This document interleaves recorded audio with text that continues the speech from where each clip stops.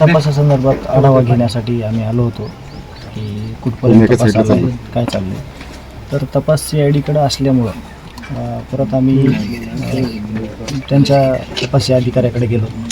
जास्त काही चर्चा झाली नाही त्यांच्यासोबत. ते बाकीचे तपास चालू होते, त्याच्यामुळं मग ते म्हणले तुम्हाला ज्यावेळेस वेळ भेटेल त्यावेळेस तुम्ही आमचे संपर्क करा किंवा आम्ही करू, मग आपण चर्चा करू.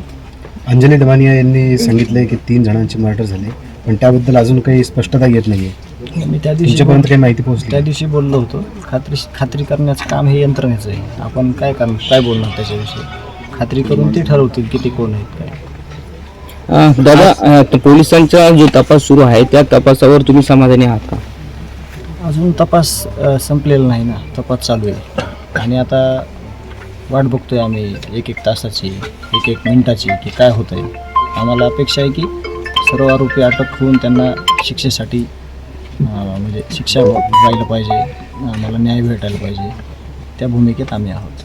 दादा, वाल्मिक कराड जो आहे तो पोलिसांना आता शरण येण्याची शक्यता आहे, याच्याकडे तुम्ही कसं बघता? ते त्यांच्या तपासाचा भाग आहे. म्हणजे कसं येणार आहे, हे पकडणार आहेत का ते शरण येणार आहेत का, ते सगळं त्यांच्याकडे आहे. आपण काय बोलणार त्याविषयी, ते त्यांच्या तपासाचा भाग आहे. आज तुम्ही जरांगे पाटलांची भेट घेतलेली आहे, काय मागणी केली, काय सांगितलं? अजून दादांसोबत चर्चा नाही केली, आता चालू आम्ही. आणि चर्चा काय हीच, दादा थोडं मी मोबाईल आहे ना, दुःखात आहे. मला सगळे साथ देत आहेत. मला कुटुंबातल्या व्यक्ती सगळ्या 18 पगड जाते मराठा समाज. आम्ही चर्चा करतो ना, त्याच्यावर तुम्हाला पुन्हा बोलतो. चर्चा झाल्यानंतर परत मी बोलतो. ओके. ठळक घडामोडींसाठी देशोन्नती न्यूज चॅनलला सबस्क्राईब करा आणि बेल आयकॉन प्रेस करा.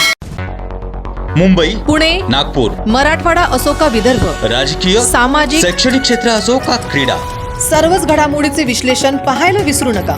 फक्त देशोन्नती न्यूजवर.